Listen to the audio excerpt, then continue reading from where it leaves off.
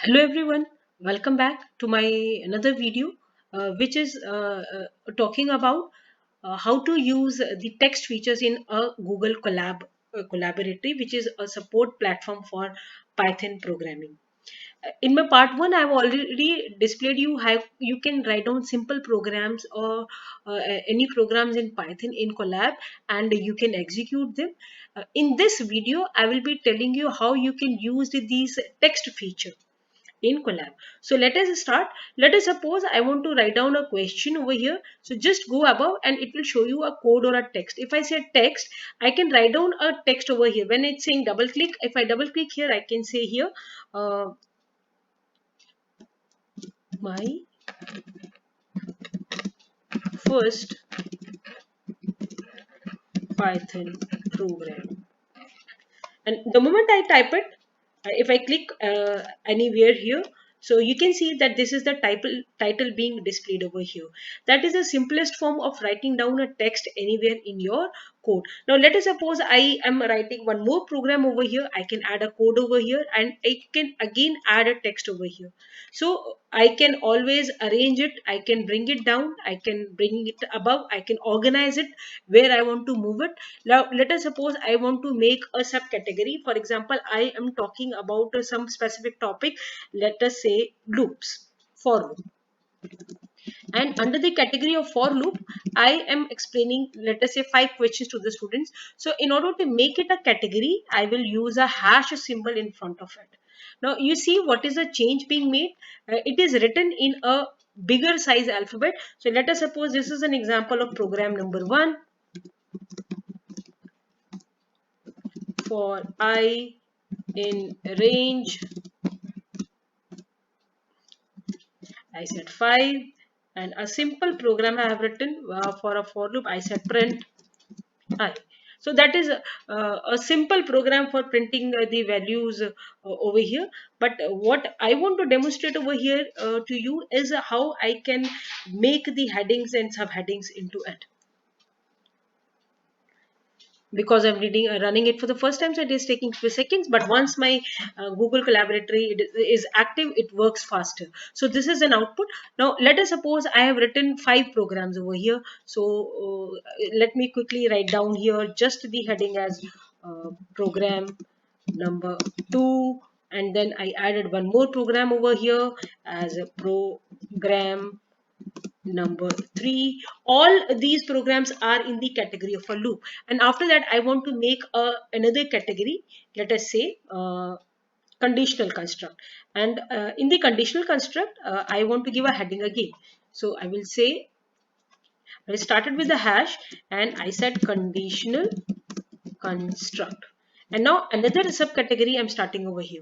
Now if I use a collab, you can see this down triangle over here. If I click over here, you can see that it has collapsed. So that means in this category, in this notebook, I have a category of for loop within which there are 3 cells hidden. So if I click it here again, it will again expand the whole category over here.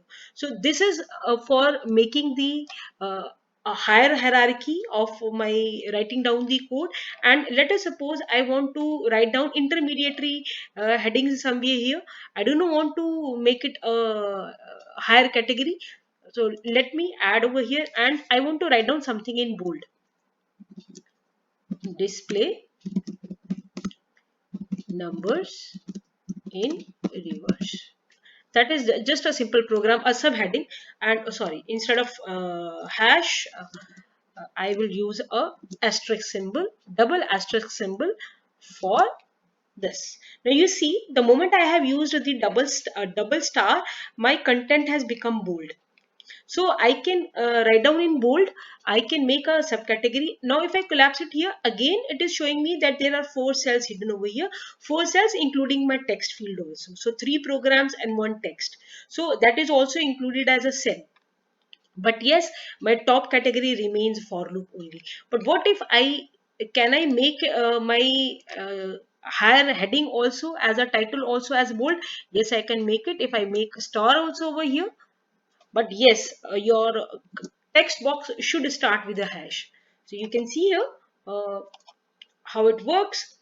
And now if I write down the code, you can see now it is a category with written in bold. So if I say conditional construct, so it's a a is equal to 20 if a not equal to 10.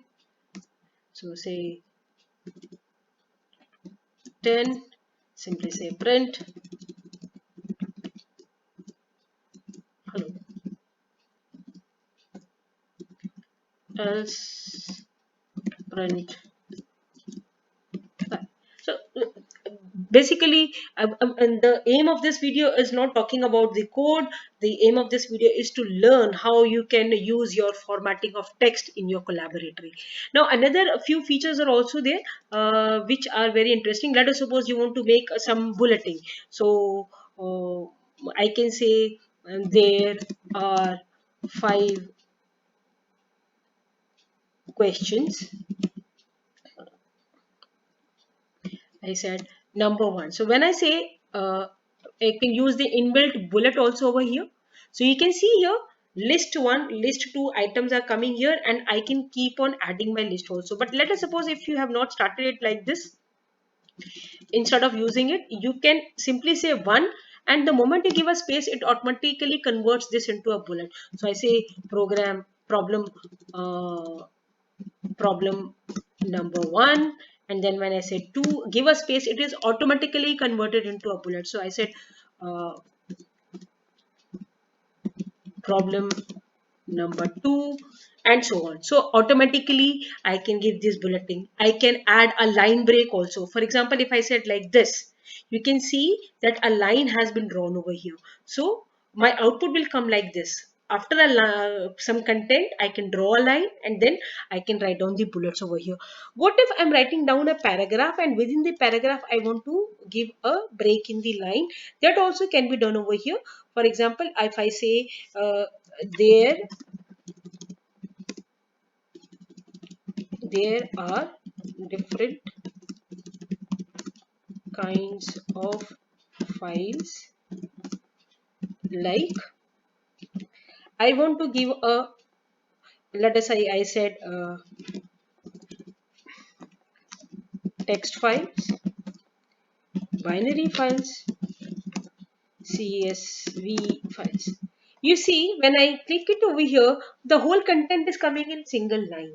What if I don't want to give them bullet, and I do not want to draw this line also, but I want this content to be appearing in separate lines? Then a simple tag which we use in our HTML coding also, that can be written here, br tag, that is a line break tag, and now it works.